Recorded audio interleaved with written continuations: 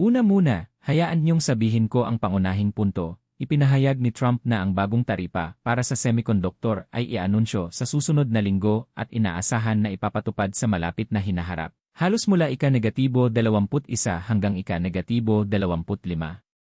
Mahalaga ang puntong ito dahil ito ay nakabatay sa Artikulo 232 ng Trade Expansion Act na nagbibigay ng kapangyarihan na magsagawa ng agarang hakbang kung ang mga inaangkat na produkto mula sa ibang bansa ay nagbabanta sa pambansang seguridad ng Estados Unidos. Batay sa investigasyong ito, inaasahan na ipapahayag ni President Trump ang mga hakbang ukol sa semiconductor, na dituwirang nagpapahiwatig na maaaring ipataw ang malawakang taripa sa semiconductor dahil ang banta ay itinuturing na sapat na malubha para sa pambansang seguridad. Kamakailan lamang, muling nilinaw ni Pangulong Donald Trump ang kanyang hangarin na ipataw ang taripa sa mga elektronikong produkto, kabilang na ang semiconductor. Noong Abril 13, binigyang diin niya sa kanyang SNS na ang hakbang na inihayag noong Abril 11 ay hindi exemption sa taripa, kundi ang mga produktong ito ay patuloy na papatawan ng kasalukuyang 20% na taripa na dati nang ipinatupad sa fentanyl, na tanging nabago lamang ang kategorya ng taripa. Ipinaliwanag ng Pangulo na ang ipinahayag noong nakaraang Biyernes ay hindi exemption sa taripa. Ang mga produktong ito ay patuloy na sasailalim sa 20% na taripa para sa fentanyl at inilipat lamang sa ibang kategorya. At iminungkahi na ang nalalapit na investigasyon sa taripa para sa pambansang seguridad ay magsasagawa ng masusing pagsusuri sa buong supply chain ng semiconductor at mga elektronikong produkto. Samantala, sa pamamagitan ng Presidential Memorandum noong Abril 11, malinaw na naitala ang mga item ng semiconductor at elektronikong produkto na hindi sakop ng mutual tariff, at dahil dito, ang EA, Customs and Border Protection, CA, na nangangasiwa sa koleksyon ng taripa, ay opisyal na nag-anunsyo nito sa parehong araw. Dahil dito, ang mga pangunahing elektronikong produkto, kabilang ang semiconductor, ay hindi kasama sa 125% mutual tariff na ipinataw ng Estados Unidos sa China at sa mga taripa na inilapat sa iba pang mga bansa tulad ng South Korea. Gayunpaman, dahil sa grace measure ni President Trump, sa ilang bansa, kabilang ang South Korea, ang tanging ipapataw ay ang batayang taripa na isa 0% hanggang ika-8 ng Hulyo.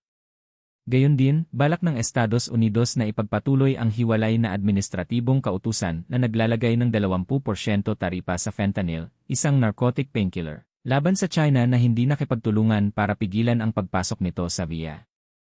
Kaugnay nito, may mga pangamba sa mga media at industriya sa Amerika na posibleng umatras si Presidente Trump mula sa kanyang matatag na posisyon at praktikal na bigyan ng exemption sa taripa ang mga elektronikong produkto. At may mga tinig mula sa Partido Demokratiko at iba pa na pumuna sa kakulangan ng pagkakapare-pareho ng patakaran.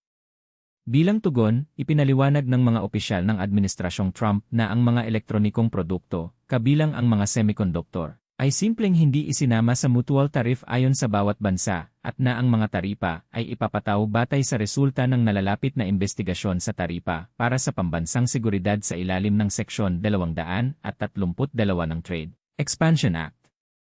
Katulad ng mahahalagang kalakal para sa pambansang seguridad, halimbawa ang bakal o sasakyan, na kasalukuyang may 25% na taripa, hindi magkakaroon ng sabay-sabay na taripa sa mga elektronikong produkto, kabilang na ang semiconductor.